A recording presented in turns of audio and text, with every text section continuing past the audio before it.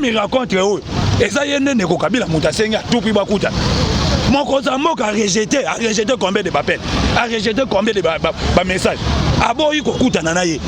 Mais bango basali a tout prix mon Mboka kuta. Mon Mboka kei a mi raconte eux. Eza yende ne ko Kabila mutasenga tout puis bakuta. Mon Mboka a rejeté combien de appels, a rejeté combien de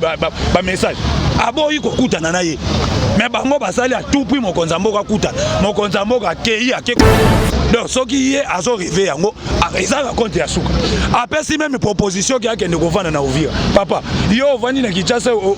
olembi Kinshasa que ne kovana na Uvira na états-Unis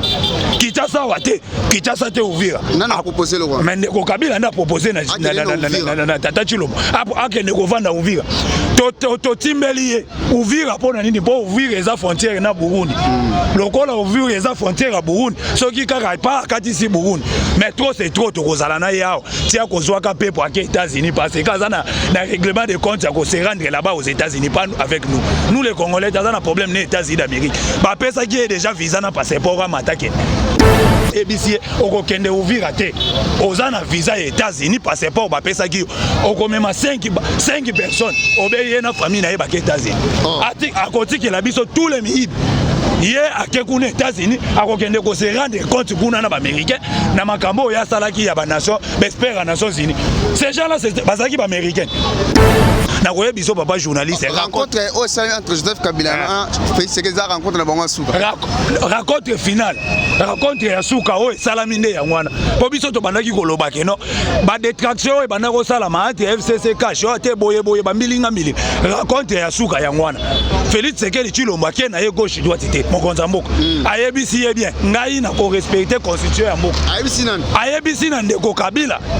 ayebisi ndeko Kabila wana bien parce que hier aza toujours ko rêver que non to kolongola ka ba loi ya ba juge ya cour constitutionnelle to ko chanzaka yango e ko tika la be wana mon Mboka ke na ego chitwa tite a solliciter clairement ba ko wana ko tika ba juge ya cour constitutionnelle ba ko tika la bongo oyo président a outi économie oyo basali ba bien grave na Congo bango bakanisa ki ba ko enlever dès que Félix to solo na ye ba ko enlever biso ba sanction ya une européenne ba mami ki bango les sous ba sanction parlement européen lobby même baba qui s'applique et voilà conséquence ya batouane donc ils ont fait du mal aux Congolais ils ont versé des larmes batangisi makila ba Congolais donc coûte ba ko zalaka sanctionner ba ko kotaka prison affaire ya ba coalition FCC cash bientôt là ça va finir bientôt là ayez votre apaisement bientôt là histoire à FCC cash aussi là. Voilà, très chers amis fidèles internautes, Banana Bissonyon, Alvin Bella, voix cette TV, n'a pas si bien monté. N'a pas que vous avez belé vraiment besoin de Bissonyon, malgré la lumière nous fait défaut, mais toujours pour informer Bino, pour nous toujours soltener ton message, pour la page magazine Yoka Base, malgré santé dérangeant qui met toujours déjà en forme, pour nous toujours informer Bino, pour nous toujours éclaircir Bino par rapport à dossier politique à Moranabiso, on est toujours là pour travailler. Abonnez-vous encore massivement à la chaîne Bino Alvin Bella, voix cette TV, vous avez vraiment besoin de Belgique, Canada, Suisse, États-Unis, maman Fachina Kata Suisse, maman Fachina Kata Belgique, na pesi bino mbote vraiment baïen sur la nation Belgique, place vraiment Félix Sekedi a fait sa base na pesi bino mbote. L'autre le blanc rencontre Félix Sekedi Joseph Kabila. Tout que ba point ezaki belo ba borda ki wana mamba rosar malon ezaki wana mamba loi sakata mina ko ezaki na mamba même ba juge ezaki wana. Mais to le pe moi na Moretali Denis les c'est qui mo ba propos Denis les à tenir que moi na mboka Joseph Kabila le sénateur a kozonga na Bukonzi na 2023. Est-ce que par miracle ya Denis les ou bien par la constitution de permettre mon ambo à postérité au Congo na moko ya bay o ba analyser mo bay o ba yebi constitution na biso ba repese biso mo avec classement boza ko me bele bozo na biso bo s'abonner encore massivement to za pété ko le la cérémonie le kay lobi ana 10e ri ya bay nyoso ba kufa pona ko luka boza pouvoir au moins na mboka Félix Antoine Tshisekedi azui otoyi ki ya osane ka 5 ans selo Denis les si pour 2023 Joseph Kabila a kozonga na pouvoir to ko le blanco na ndeko junior o bolanda pe bo super na mini tozane malgré la lumière nous fait défaut malgré santé aux dérangés mais tu es toujours pour nous informer bino bolanda pour s'abonner encore massivement à la chaîne bino numéro yoka base on a s'il y a des questions ba rappel na bino et ça c'est toujours bien pour te conseiller au travail na olenge singeli moi na mboka bonsoir ndeko na un mot gentil na bino so bazolanda en tout cas mbote na bandeko na biso bonsoir ou bonjour ne sikanya so bolanda biso na la voix céleste TV ngai ya bino junior Belami o to yaka ko kabola ko sala banalise politique makambo ndenge mboka ezotambola ndenge nini tokomi wapi ndenge balobaka donc topesi bino mbote mingi nzamba pambola bino nzamba pambola bisika bozali merci beaucoup mwana mboka junior mais to banana rencontre Joseph Kabila na mwana mboka le président de la République Félix Antoine Tshisekedi Tshilombo toyoki ke bapoza ki moya belé oyo et le moment qui na rencontre mwana mais toyoki ke mwana mboka Joseph Kabila zo réclamer toujours que mwana mboka Félix Tshisekedi azongisa ba signature na ye oyo a changé ki ba juge ya cour constitutionnelle tant tozoka ba biloko na nyonso est-ce que ezo lakisa ke accord moi entre bon balemi accord ezali yango tokoloba biso tokoloba na peuple congolais boy accord wana oyo accord oyo batu ya FCC batalisaka na mukili FC non accord totikala toloba yango tobeta bambela déjà depuis que accord moko existaka te entre FCC na cash accord oyo biso tosala na bango ezali ke biso tozwi majorité tobimi tozwi pouvoir présidentiel bango bazwi majorité na parlement nde esengaki ke tosala coalition tosanga mais batu wana ya FCC bakobanda kozobaka toujours peuple congolais ke tosala bakor emona na kati yango biso tolobi trop c'est trop rencontre oyo pe salami na nzela eza rencontre ya suka na koye biso papa journaliste rencontre oyo salami entre Joseph Kabila na Félix Tshisekedi za rencontre na bango suka rencontre finale rencontre ya suka oyo salami nde yango wana po biso tobandaki koloba ke no ba détraction oyo banda kosala maati FCC cash oyo te boye bambilinga mbili rencontre ya suka yango wana Félix Tshisekedi Tshilombo ake na ye gauche droite te mokonza mboka ayebisi ye bien ngai na ko respecter constitution ya mboka ayebisi na ndeko Kabila ayebisi ndeko Kabila wana bien parce que ye aza toujours ko rêver que non tokolongolaka ba loi ya ba juge ya cour constitutionnelle tokochanzaka yango e kotika la be wana mokonza mboka ake na ye gauche droite te asolisi ye clairement ba accord wana kotika ba juge ya cour constitutionnelle ba kotika la bongo oyo président auti konomé donc soki ye azo rêver yango ezaka compte ya suka apesi même proposition ki akende kovanda na Uvira papa yo ovandi na Kinshasa olembi Kinshasa okende kovanda na Uvira na états-unis Kinshasa wate Kinshasa te Uvira nana proposer le roi mais ndeko Kabila na proposer na tata Tshilombo akende kovanda Uvira totimbeli ye Uvira pona nini po Uvira eza frontière na Burundi lokola Uvira eza frontière ya Burundi soki kaka pa katisi Burundi mais trop c'est trop tokozala na yao tia kozwaka pepo à États-Unis parce que quand on a règlement de compte à se rendre là-bas aux États-Unis pas avec nous les Congolais dans un problème les États-Unis d'Amérique bah ça qui est déjà visa na passeport à m'attaquer Makamuya au cour constitutionnel tangu ya chanzaki bajis bazuzi nakata mboka oyo biso ba combattant total to mona alongoli luzolo bambi alongoli ye na cour constitutionnel a commissaire conseiller na ye azu alongoli ndeko mususu wana oyo alongolaki vundwa alongoli ye na cour constitutionnel akitisi na cour de casse wana ezaki violation ya constitution te violation tangu ekomi na tour ya moninga ekomi violation ya constitution trop c'est trop tozo raconte ya suka na koye biso tata journaliste na koloba na peuple congolais wana eza raconte ya suka biso toza lokola ba messager to lokola banganga soki to Kabila rencontre abu pia raconte ya suka donc gouvernement ilukamba die wana il faut toyeba yango gouvernement ya pepe koloba die to ba dissoudre ngo jusqu'à présent le moment c'est maraté ya mwana sikoyo tata Tshilombo mokonza mboka toza na mokonza mboka moko di jamais vu na toza mokonza mboka bongo te na kata mboka na biso tozi mokonza mboka oyo aza patient donc akotala mabebo ya zotala bino akotala mabe même il raconte oyo eza yende ndeko Kabila mutasenga tupi bakuta mokonza mboka a rejeté combien de appels a rejeté combien de messages aboyi kokutana na ye mais bango basali a tout prix mokonza mboka kuta mokonza mboka kei ake kokutana na ye pa ebisi okokende Uvira te oza na visa ya États-Unis passeport bapesa ki okomema 5 personnes obeye na famille na ye ba États-Unis ati akotikela biso tous les mihib ye ake kuna États-Unis akokende ko se rendre compte kuna na ba américain na makambo ya salaki ya ba nation bespère à Nations Unies ces gens là c'est bazaki ba américain ya zui bango na kasa ya kati mitu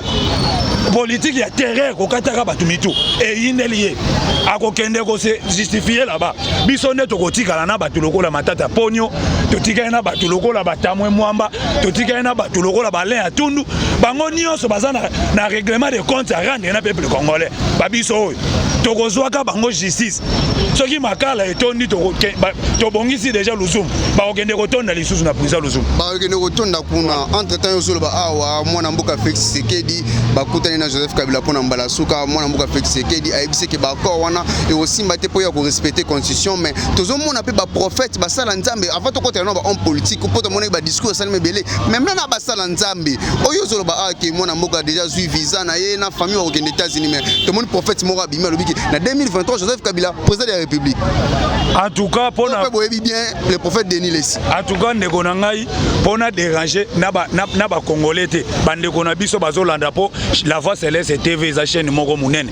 balandaka partout avec beaucoup de respect ya bato balandaka biso tokoloba batu lokola ba Denis Lessi sa place n'est pas na ba pastorie kozala pasteur na kati ya mboko yo Congo. Place na ye ezate kozala passer parce que baza batu oyo babimisi image ya mabe tala ezaka yete Denis Lessi même Sonic Afuta tala mais gestion oyo bakotisi na basali yanzo bakolanda basali ya nzambe na biso ya kati ya mboko oyo bazo exemple lokola pasteur Ekofo oyo mais liberté d'expression vision oyo azui ya ronda lobby liberté d'expression to boité mais vision na ye oyo ya zui wana ye kaka oyo alobaki na biso kazo bakendaka kozwa mosolo ya Kabila tongo midi poko wana kaka ye pasteur Denis Lessi alobaki ke bakendaka kozwa ka mosolo est-ce que Félix Tshisekedi Tshilombo depuis akomi mokonzi ya mboka déjà yambi ba pasteur nini apesaka ba enveloppe tongo midi poko ozomona mabe ya ba pasteur na biso tofingi basala nzambe te mais toza ko recadrer bango même pasteur na biso eveki mukuna aloba yango ke non na totenga maki muke mais nazongi na nzela mais na tokomi ko bundela mboka état de droit wana le pasteur mukuna po azo soutenir mwana mboka Félix Tshisekedi so moni mutazo soutenir mwana mboka yebisa yo tata pasteur mukuna tikala ko soutenir Félix Tshisekedi Tshilombo te azo soutenir Congo azo telemela nde makambo injustice ekotaki impunité na kati ya mboka impunité na kati ya mboka mukuna yekolo mukuna ba media nyonso avec mukuna atikala kotanga Félix Tshisekedi Tshilombo balakisa biso video oyo yatanga Tshisekedi Tshilombo aza atikala ko soutenir Tshilombo te et mukuna c'est aza politique mais évêque azo lobela o esalama na kati ya mboka est-ce que Denis Lessi n'est pas congolais comme nous? Ce qui est passé, Denis Lessi a lobby que Kabila sont en 2023. Donc Denis Lessi n'est pas congolais comme nous. Oh, bisoto Sibir na kati ya mboko. Denis Lessi ya yebi yango te. Alors so eza message outi na Nzambe. Pour amoni on a écran prophétique na ye. Amoni yango vraiment l'écran politique. Ne bo so eza vision bien o Nzamba la kisi. Nzambe déjà kima bango kala. En tout cas batu wana bazaka susu na Nzambe te tata na koyebisa yo. Nzamba akima bango kala balongola déjà. Kibo Nzambe longwa na bango. Yo passer okotaka na baskokeri. Okende koskokaka ba mongo. Toyebi biloko wana. Yango tozoloba toboyi pona kosala ba chantage toko ko manquer respect na ba pasteur na biso. Tozana ba pasteur minene na mboka o lokola pasteur Ekofo. Tuna ngai question ya pasteur Ekofo. Tuna ngai ba pasteur minene ya batu wana. Otuninga banganga Nzambe lokola ba cardinal Mosengo. Nde tokosolo na yo. Okolanda lokola ba shole ya beshole. Oyo bazo réveiller conscience ya population. Okoyoka bato ba pasteur nde bangwana baza église au milieu des villages bazo tala baza au côté du peuple place au peuple bazo souffrir nde bango bazo défendre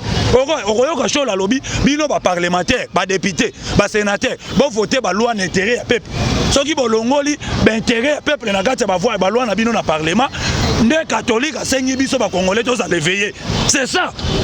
Et biso ba combattant to lukaka ne biso to lingaka bongo to lingaka bato ba défendaka ba valeur bato baza au milieu parce que biso les peuples d'abord nous les peuples d'abord ceux qui les solo ya peuple za wana te to kabwani na yo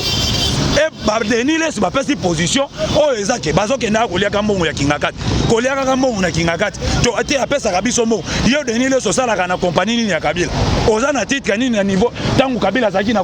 na gouvernement poso ka mbongo ya Kabila. Et aujourd'hui, on a coupé sa biso une chantage monté à toute pièce que non aux révélations. En tout cas, mon pasteur papa bombana nous révélation na yoana 2023. Il est pas yango que non. L'IDPS sera au pouvoir. Wana na koyebisa bino pona rassurer bino. IDPS sera là. IDPS a su pouvoir na Congo pona 5 ans, pona 3 ans. Wana bobo sana yango biso tozoloba nous sommes des gangers donc tu pèses un message au mbela oh tu yebi pourquoi tu zolo mbele pesa marapamba te na partager vie wana na yo côté ndeko Denis Lessi peut-être sa vision tu tiens non pandi to parce que ministre d'État en fonction en mission de service à qui a lobby que bazo bongisa pour moi na mboka Joseph Kabila ou bien PPRD ils ont le pouvoir en 2023 donc bablo nous sont les salima tout le monde ba l'extambo mamba na Sénat ba le réclamer que faut moi qu'est-ce moi salima déjà pour ko bon mbongo pour l'élection 2023 tout le monde ba ngoy kasanji ba ko proposer ba loi ma boye sali que biso to voter sous président de la République te ba ngomba voter président de la République to nous sont les salima ils ont accès na carte moi na moi j'ai moi ba signature moi salima na poyi na 2023 peut-être FCC récupérer pouvoir est-ce que ça pamba o bablo nous sont les salima salima carte il y a FCC pardon Fonds commun contre le Congo ngana mesana ko benga yango bongo bazo sala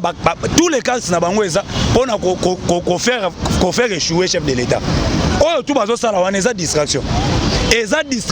pirement distraction ces gens là bazali na kati ya pouvoir ba diriger pendant 18 ans au pouvoir kozwana nous arrivé à AFDEL 97 bango nde ba diriger ti 18 ans bo sala le côté 18 ans botiki même Kinshasa oyo mulili pour ezakate na bakwe mususu ya capitale insécurité totale 18 ans et Félix Tshisekedi Tshilombo mwana batoye une année à pouvoir une année quelques mois soki 8 mois bozo lukate à tout prix tozong souci na bango ezani lokola ye ayibakate ye pa lobi bato bakopusa na pembe na ngami yibite ya mwana nde réponse ko pesa yo tata ye lokola yibaka te bato pe bako alobi pe bato bako pusa na pembe na ngai Tshilombo ba miyibi te soko za muyibi zala musika nanga ne bango ikasange na batamwe mwamba na bale atundu na ba Nyamugabo baza ko se retrouver te parce que yo komona Nyamugabo aza ministre mais aza na posa même ya ministère wana te azaka na souci ya Kabila yo oza ministre en fonction peut-être pas na souci na été mais ba ebi déjà accord au Salema ki ba ebi que na 2023 monter façon ma mozo kende aux années posé depuis il y a une photo soutenir une photo loba o tozo loba o ko nyo sonné zolo ba mezolo ba mapamba te zani lo mozo tsina bango ba loba ngo accord wana batikala ko lakisa biso peuple congolais kaka accord okoyoka ke yote accord ezali na 2020 yango nga na lobaki INC awa INC baloba na biso IDPS ke to sala na bango accord soki to komi na 2023 to pesi INC pouvoir siko FCC aussi to sali na bango bako to pesi pouvoir na FCC siko to kopesa pouvoir ngo na banani INC koto FCC koto omoni ndenge bazozo ba peuple congolais na ko expliquer yo tata journaliste accord ya biso na ILC koyaka dès que Vital Kamerhe komaka directeur ya cabinet ya chef de l'État. Ah bon? Mais c'est clair. Parce que na accord ezalaki bien oya ya na Europe soki nga na zui présidence to zui majorité na parlement yo komi premier ministre mais majorité ke na FCC yo il fallait vendre te na diembela na directeur ya cabinet obomi accord wana en tout cas même INC bayebi yango soki lelo cache komi plateforme politique yeba yango bako soutenir mutu moko Félix Tshisekedi Tshilombo bazana mutu musu bako soutenir te wana na kokosa yo te côté FCC accord on a expliqué yo aw biso tozi to gagner na présidence bango bazui majorité na parlement bazui majorité parlementaire absolue Sénat Assemblée nationale ya bango ndeto yokani te to travailler ensemble bango bayebaki soki toke na cohabitation elingaki ezala guerre mais mon Mboka aza na peuple bino bozana majorité mécanique wana ya Assemblée nationale oyo ndeko Kabila batiki kokale tina veste tina cravate Kabila moni yango mimangu tina cravate bakomelie yakanisaki Congo oyo eza boutique ya ye mais ba député balobi bon lokola ba combattant bazate biso nde ba député tokosa charger na yo akutanaki kaka na bato FCC te bapesa ye ba louange akutanaki na ba député ya IDPS ya cash na ba député ya Lamuka batake ye ba misusu balongoli même na ba moto po basime na nzoto soki bango ba dirige ki mboko yo bien mais les ba député balingaki ba agresser Kabila na assemblée to na Sénat voilà mes gestions na bango zo mona na même ba député balingi bango lisusu te mokomona batu wana tout prix baluki pouvoir pour le pouvoir sans rien faire donc pouvoir pas pour le peuple pouvoir na bango eza pour l'intérêt ya peuple té mais pouvoir na bango eza kaka pour le pouvoir donc bazwa kaka pouvoir po ba banda ko kabola ka gâteau tata journaliste baka bola biftek oyo apesi ate oyo koto azui ministère oyo azui boy tolembi yango pouvoir wana ya pouvoir pour les pouvoirs yango ndeko Kabila première son na ye na assemblée nationale akotikalaka koniata lisusu makolo kuna te po bayebisaki ye sénateur à vie eza titre honorifique okokende kosiéger te ya lobi te nakende kosala renfort nakende ko renforcer ta moyen manage anini mabutu akutanaki na bakombata kuna mais les mêmes députés ozolobela wana bino moko bolobaki bazala na ndeko Kabila comment bakokesu komenasi ndeko Kabila nani azalaka na ndeko Kabila mais badepute bozoba ya lamuka wana bolobaki bazalaka na ndeko Kabila uti kolobongo te badepute ya lamuka na badepute ya cash baza badepute congolais baza ba congolais ebo ya FCC ya FCC baza ba congolais basomba bango cerveau ba cerveau basomba yango na kingakati esomba cerveau ya bato wana baza na autorité morale na kashi yoyo kaka autorité morale tona lamuka yoyo kaka autorité morale mais comment baza na autorité morale te donc elingi koloba ke morale na bango nyonso ntango balobi ke toza na autorité morale que veut dire autorité morale donc morale ya bato wana nyonso ezalaka kuna na kingakati ndoko yoka ale atundu oyo toyebi tata wana depuis Mobutu biso tobotami nanu te bazala ba politicien biso oyo tobota batata na biso ba combattant batata batiki même ki combattant ki politique biso bana tozui relève ale atundu azalaka kaka donc azoluka tout prix azonga lisusu papa tolembi bato wana yango tolobi Kabila tango akutani na Fachi Beton na tele ezalaki gauche droite te tata ngai na ko atuka bako bimiselanga bako Kabila tikali ko bimisa ko te na tele bimiselanga ko Fachi Beton alobi na ye bimisa ko accord oyo toyoka entre Joseph Kabila Félix Tshisekedi zéro accord atuka tokoyebisa na bandeko ya FCC boyoka Denis Gambai mbela ya Denis Gambai aza ya bino ya PPRD malobini alobi l'IDPS wana eza parti le plus puissant na Congo wana beni bango kaka matoi ke l'IDPS wana eza parti le plus puissant biso nyonso tobimela na IDPS wana la maison mère biso tosali awa lobi awa ba martyr ya Congo oyo batangisi makila na kati ya parti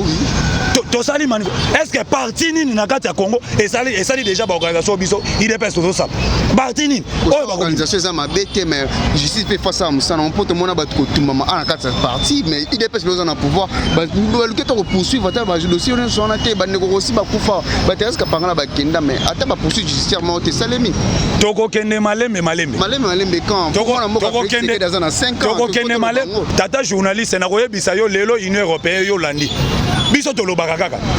congolais aza patiente congolais azaka mutema moto mais moto tokende malembe lelo oyo rapport ya Union européenne oyo bapesi mpona basanction ya bapoliticien congolaise oyo basali babie grave na Congo bango bakanisaki bakoenleve dès que Félix tosololi na ye bakoenleve biso basanction ya Union européenne bamamiki bango lisusu basanction parlement européen alobi même babakisa plus. Et voilà la conséquence de Yabatouane. Donc ils ont fait du mal aux Congolais. Ils ont versé des larmes. Batangisi makila ba Congolais. Donc coûte que coûte bako zalaka sanctionné bako kotaka prison. Affaire ya ba coalition FCC cash. Bientôt là ça va finir. Bientôt là ayez votre apaisement. Bientôt là histoire à FCC cash aussi là. Et quand ça va finir en tout cas na koye biso ba kasi ki FCC. Babandi ko yunga na ba ambassade té. Wana ki tenge yeso. Tozo la yango bazo yunga na ba ambassade. Matin, midi, soir, l'ambassade, bazo yunga. Bazo kene ko lukakani na l'ambassade. Soki bino boza bat malamu na kati ya Congo. Bozo lukani na l'ambassade. Biso soki toye na toye ko partager na bandeko politique. Tozo ngaka manda kutolali ampe. Ngana tangisa makila ya mutute na kati ya mboka oyo. Na ibe loko ya mutute. Tozo maboko pembe. Bino boza na mabe. Yango bozo yunga na kana l'ambassade ko kene ko tambolaka. Oyo ambassade ya Tanzanie, ambassade ya Burundi. Boko ba Burundi. Boko ba Tanzanie. Vous allez payer ça petit à petit. Nous allons petit à petit mais ça fait aussi débat. Plusieurs directeurs généraux, il y a des entreprises, il y a l'État, la plupart na bango ba liberté pour ça. Pourquoi pas justice na biso et le cœur na ba dossier na bango na suka base la pas interpeller ba kanga mwa mwana mboka Vital Kamerhe. Patient Saïba, il a coopéré avec la justice. Moi je te dis,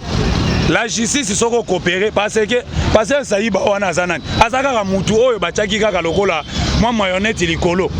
Na se a Patient Saïba ezanani. Ne Kabila te. Il faut to lo bayango. Patient Saïba za mutu ba utiliser kaka ko utiliser. Passer Saïba tant au moni a 5 même sécurité na ye c'est que maintenant c'est comme ya na kotoni yo moni cash to IDPS c'est que menacer Passer Saïba na ndako na ye pona kolukani biso IDPS tozana problème na Passer Saïba c'est ces gens là du FCC bayebi que Passer Saïba za na ba révélation et belé wa kobimisa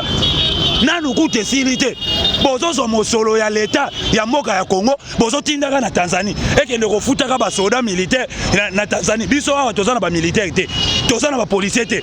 Passer Saïba a des vérités à relever oloko o ezangaki na ndeko tata kamere ya ngwana soki tata kamere a coopéraki na justice mais le pire lingaki yate mais bango balingi ko coopérer na justice bato wana bazaki sir que Félix Tshisekedi Tshilombo to kolongola e kalate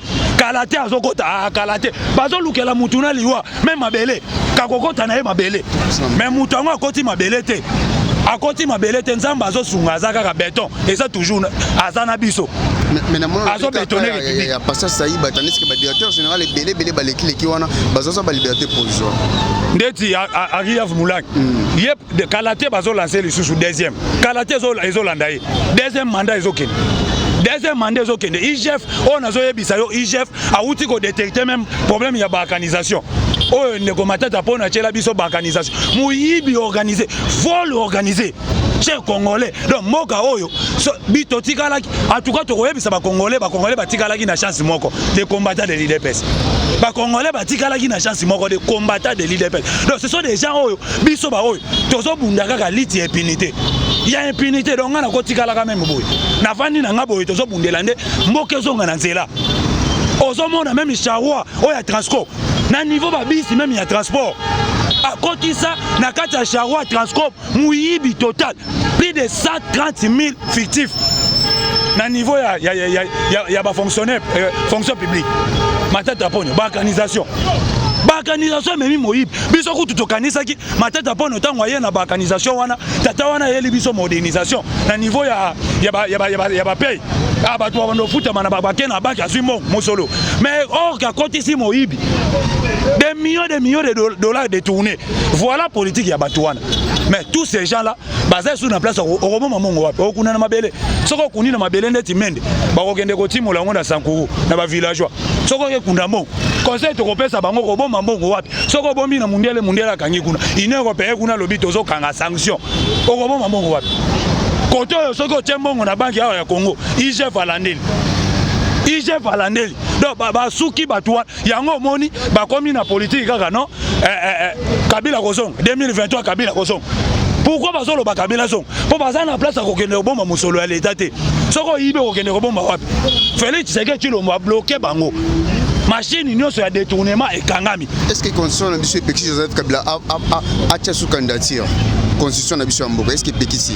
constitution ya biso ya mboka et soki Pekisi ndeko Kabila a posé candidature mais constitution lobi ke oza sénateur à vie donc elingi koloba nini sénateur à vie eza titre honorifique okotikalaka kozonga lisusu te na tete ya mboka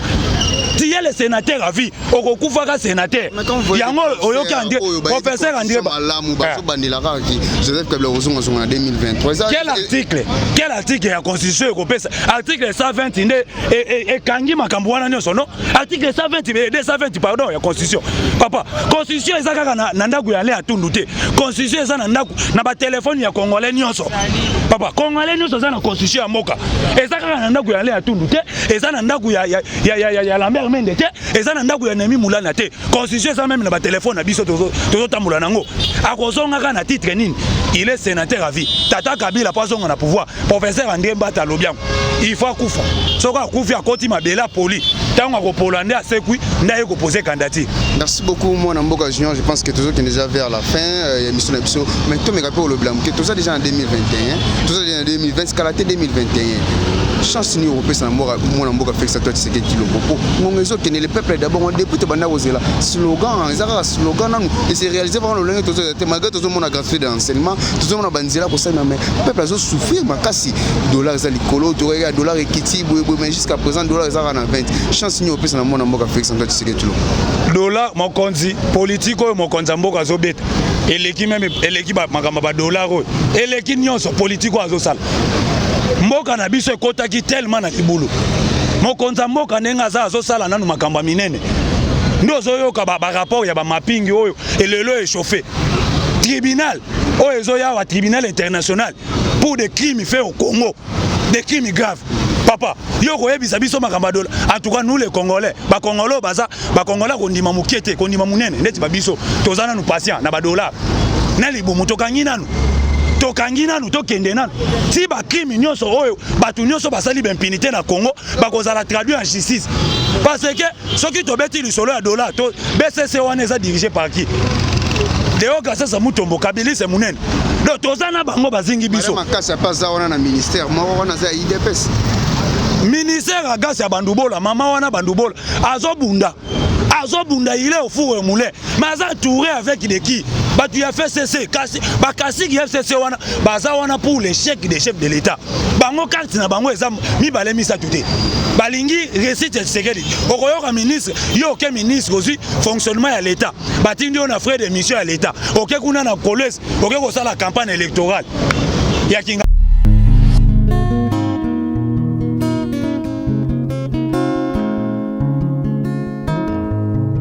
Le temps passe et ne s'arrête jamais. Alors réveille-toi mon ami. Et tout ce qui nous quitte chaque jour, laisse que cela nous serve de leçon. Car à chacun son jour, à chacun son tour. Peut-être demain sera ton tour. Alors réveille-toi et prépare ton âme. Car un jour. Oh, oh, oh. Hey. Oh, oh, oh, oh. Hey.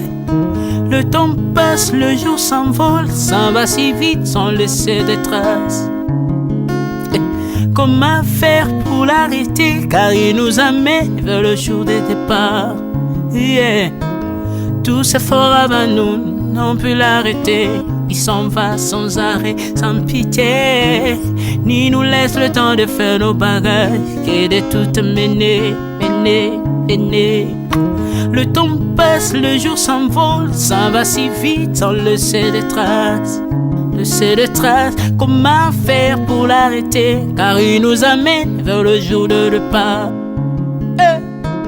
Tous ces forts avant nous n'ont pu l'arrêter. Il s'en va sans arrêt, sans pitié, ni nous laisse le temps de faire nos bagages et de tout amener.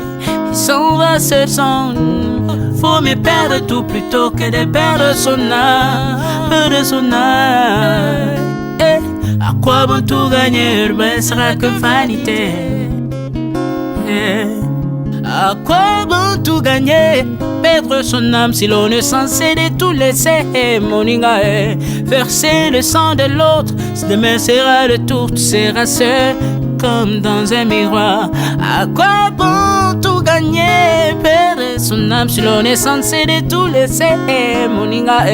verser le sang de l'autre, demain sera le tour, tu seras seul comme dans un miroir.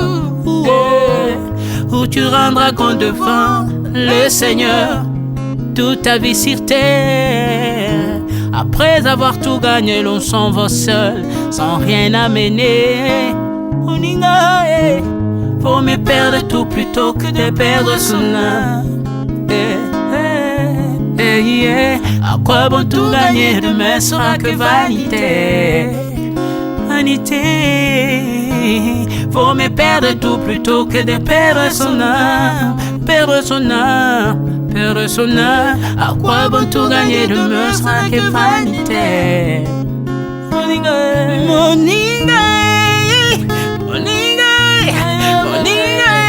tala tangwe koleka.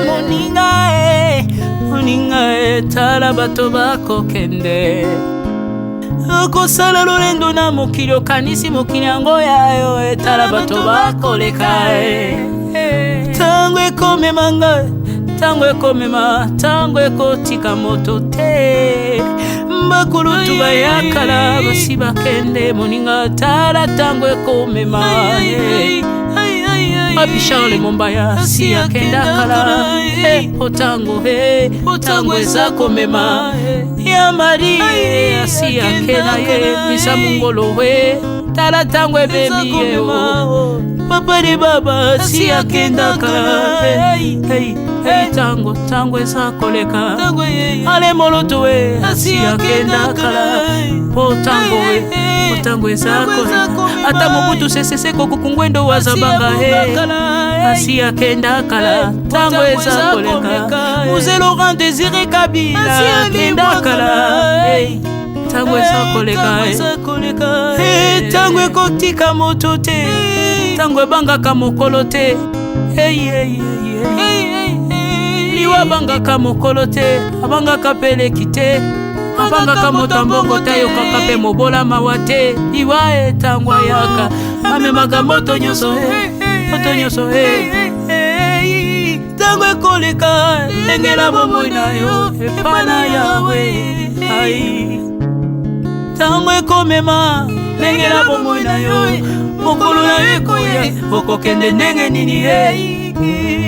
le temps passe, ne s'arrête jamais. Le temps passe. Moninga, tala tangwe kome mai. Moninga, tala tangwe koleka. Moninga,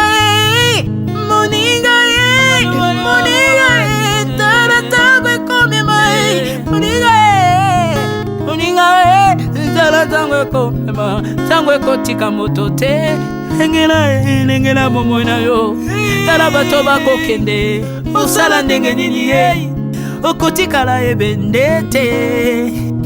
okotikala ebende le temps passe ne s'arrête jamais le temps passe ne pardonne jamais le temps passe ne s'arrête jamais engela bomoi Moninga,